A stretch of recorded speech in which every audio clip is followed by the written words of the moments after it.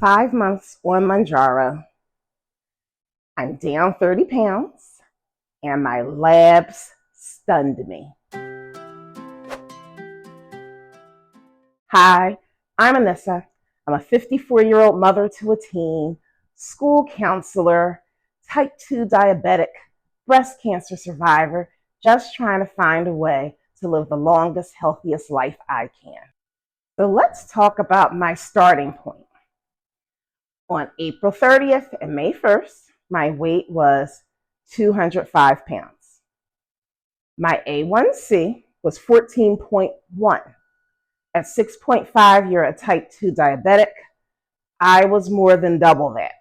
My cholesterol was, I believe, 255 for my total cholesterol, and the bad cholesterol, the LDL, was 155. So I had to make radical, quick, sustainable, permanent health challenges just to save my life. Here's what's actually funny, but not in a ha-ha funny way. In April and May, I didn't even notice that I was sick. I think everything happened so slowly. I didn't realize that my energy was low. I didn't realize that I was sleeping poorly. I did know that I was not exercising regularly. I did know that I had a sweet tooth that I continually fed. I'd never heard of the term food noise before I started going on YouTube looking at content creators about GLP-1. I'd never heard of it. Apparently, I've had food noise, not for eating a great deal of things. I've never had a big appetite, but by wanting all of these sweets like I did, they're high in calories. So I never had a problem knowing when to stop eating. I never had a problem with overeating in terms of fullness, but I did have a problem of getting candy that was high calorie and sweet and eating it and then downing it, which sounds kind of silly and contradictory. I would down that with a Coke Zero. Does it make sense? Get a Coke Zero, eat a bag of Swedish fish. It really doesn't. So again, I was really struggling with my health. The thing is, I just didn't know. As a matter of fact, my glucose when I woke up in the morning was averaging 353. 353. It should be under 100. Now, right now, I still have what's called dawn phenomenon, which means when I start to wake up, my glucose rises. They said it's really to help rouse us out of our sleep, but I don't need it to be that high. But my average glucose today is 82. So what I'm about to do, it is, let's see, I'm looking at Alexa. It is 7:10 a.m. I'm about to take my blood glucose and show you that in the morning it's higher than the 82. Stay right there and I'll show you. So here I am about to take my morning glucose reading. This is my meter, and here are my glucose strips. So what I do, I take a strip, I put it in the meter, and it will beep to let me know that it is ready. Take the strip, I put it in the meter, and it turns the meter on. My hands are already clean. So now my meter is ready. Next, I take an alcohol wipe. I'll clean the side of my finger. I think I'll use this ring finger today. I really don't like poking myself at all, so I use these little things. These lancets are called pips. They're for sensitive skin. All you do is take the cap off. Then you poke yourself. You push this. It doesn't hurt at all, pips. So if you are a diabetic and finger sticks hurt, you try pip. So let's see. Okay. Now I'm going to take that blood and put it on my meter. Oh, I don't know if I am going to have enough. For some reason, I'm just not getting, I don't know if you can see, I'm not getting much blood. I don't know if that'll be enough to take the reading. It is. You're going to see how high it is in the morning. It's 99. Oh my gosh. I have not had a reading this low on my whole journey. I'm excited. Okay. Sorry, I'm so excited. I have not had a number under 3 digits before 10 a.m. It's my first time. I'm excited. Let's get into my current stats. This morning, my weight was 173 pounds. You could just see my morning glucose is 99, but throughout the day, I'm averaging 82. Now, I last got my A1C done in August and it was 6.7. I see my doctor in 2 weeks. I'm expecting an A1C in the normal range. Fingers crossed, send happy vibes to me. Here is good news about my cholesterol. I'm going to look down for a second because I can't remember all of these numbers. Okay, so my cholesterol is now 153. That's down over 100 points. My LDL cholesterol, which was 155 in April, is now 88. All of my labs were in the green in September. My glucose, my sodium, my magnesium, my cholesterol, the creatine, the urea, everything was in the green.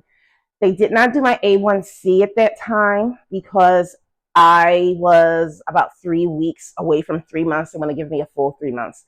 I'll update you as soon as I get those results.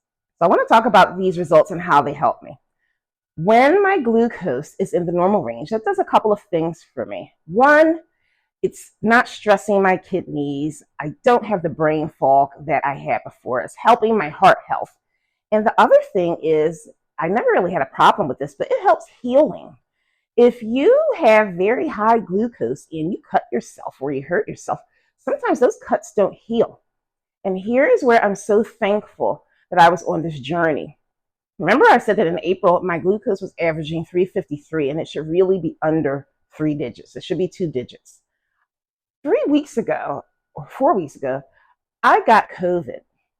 Now, during the pandemic, it seemed that most of the people that were my age who succumbed to COVID were type 2 diabetics with their diabetes out of control. If my glucose had still been 353, who knows if I'd still be here today in October. I might not. So I really saved myself there.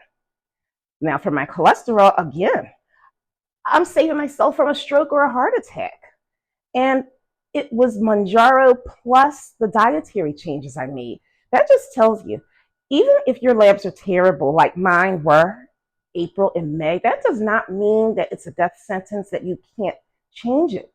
In less than 6 months, I've turned my health around. I've done a 180, and it wasn't even that hard. I'm so thankful that I'm able to access this GLP-1 medication, Mounjaro. Now, for me, it's a little different than people who don't have type 2 diabetes, because since I am a diabetic, most likely that's always going to be covered for me. But I hope that the United States healthcare industry changes, because if you have the disease of obesity, which I also had, you need to be able to access these medications through insurance. I don't understand insurance industry. Honestly, when we are obese, we're more susceptible to other things. The insurance is going to be paying for our health one way or the other.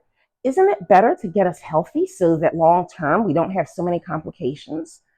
If I were a politician, I would really stake my claim to getting us healthy and making insurance help us to get healthy. In terms of my total weight loss, I actually have lost 32 pounds. It has really increased my energy. I work on the 3rd floor of my school. I realized I can sprint from the 1st floor up to the 3rd floor. Now, I'm not saying that I don't feel it in my legs, but I'm not out of breath. What I was doing before is there are 3 stairwells in my school. If I was coming from the bottom floor, I would go up to the middle floor, walk down that hallway, and then go up the other stairs because I didn't want to go straight up those flights of stairs. I can go straight up. I can sprint up if I need to. I don't need to go sit down and catch my breath. Of course, my heart is beating faster. I'm 54. Of course, my breath is not as slow as it was when I was at the bottom and I need to catch my breath a little bit, but I can do it. I could not even think about doing it before. When you think of how much weight you've lost, think of like carrying a bag of flour or rice of that weight. So I've lost 32 pounds. Imagine me carrying 3 10-pound bags of even cat litter. That's how much I was carrying around in my body the whole time. So my sleep, my energy, and my ability to work out has all been impacted in a positive way. So Thank you, Mounjaro, because losing that weight has really transformed my life. Okay, now for the struggles. I have sleep apnea. I was diagnosed in the summer of 2018. I'm sure I probably had it for much longer than that. And that's probably when the cortisol raised, the weight gain came, and the type 2 diabetes came in 2019. I said in August that my goal was to get 7 hours of quality sleep using my CPAP machine. At that point, I was averaging less than 6 hours a night using my CPAP. I get more sleep than that, but I fall asleep before using it. I'm still not at 7 hours using that CPAP. I am averaging 6 hours in about 15 minutes. So that's a half hour more. But honestly, that adds up. If I got that extra 45 minutes a day using that CPAP for a full 7 hours, I bet I would see just much more energy and be able to wake up. I don't know about you, but the first time my alarm goes off, I turn it off. I have another one that comes a half hour later. I want to wake up at 5 a.m. to work out, but I'm tired and I let it go until 5:30. So my sleep still isn't there. I am using my CPAP regularly, but I'm not getting the full 7 hours that's recommended. So I need to do that next. So that's struggle number one. Struggle number two has been since I've been on Mounjaro 7.5 milligrams, and I've been on that now for 10 weeks. I've had trouble eating enough and staying hydrated. It's dulled my sense of hunger and my sense of thirst. I don't want to eat. I know I need to eat, but I just don't feel like eating. It's a little unappetizing at times. And even though I have gone back to my strength training, I had to stop for 3 weeks when I had COVID because I just didn't have the energy. And my scale shows that my muscle mass has dropped 1.2 pounds since August. And with that, the calories that I burn per day has also dropped, which means I can't even eat as much. So I'm in like a vicious cycle. I don't want to eat because of the Mounjaro, and then I don't eat enough. And if you're not strength training and building that muscle, I'm losing fat and I'm losing muscle, which has slowed my metabolism down. So I've got to be real intentional about getting my calories in, getting my protein, especially in, and lifting. I have to do it. As far as my fitness goes, right now I am going to focus primarily on strength training with an increase of repetition and an increase in the heaviness of the weights because I have to lose fat and gain muscle at the same time. So right now the scale cannot be my barometer of health. And I mean pounds.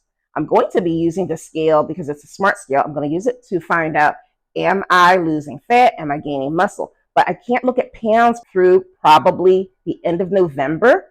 Instead of worrying about pounds on my scale, I'm going to be focused on my body fat percentage and my muscle gain. As far as my nutrition, I'm going to stick to what Virta Health dietitians planned for me. Between 13 and 15 ounces of protein, which is 91 to 105 grams, 30 grams of carbs total, and that's because I'm a type 2 diabetic and I'm very carb sensitive. Adding enough healthy fats to meals. It could be avocado oil, could be, the heavy whipping cream I put in my coffee.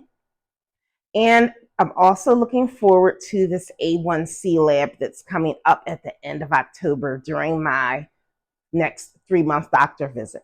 I'm not a doctor, but if you're at the beginning of your GLP-1 journey, don't just rely on the scale. Look at progress. Take your measurements. Pay attention to your sleep. Pay attention to your nutrition.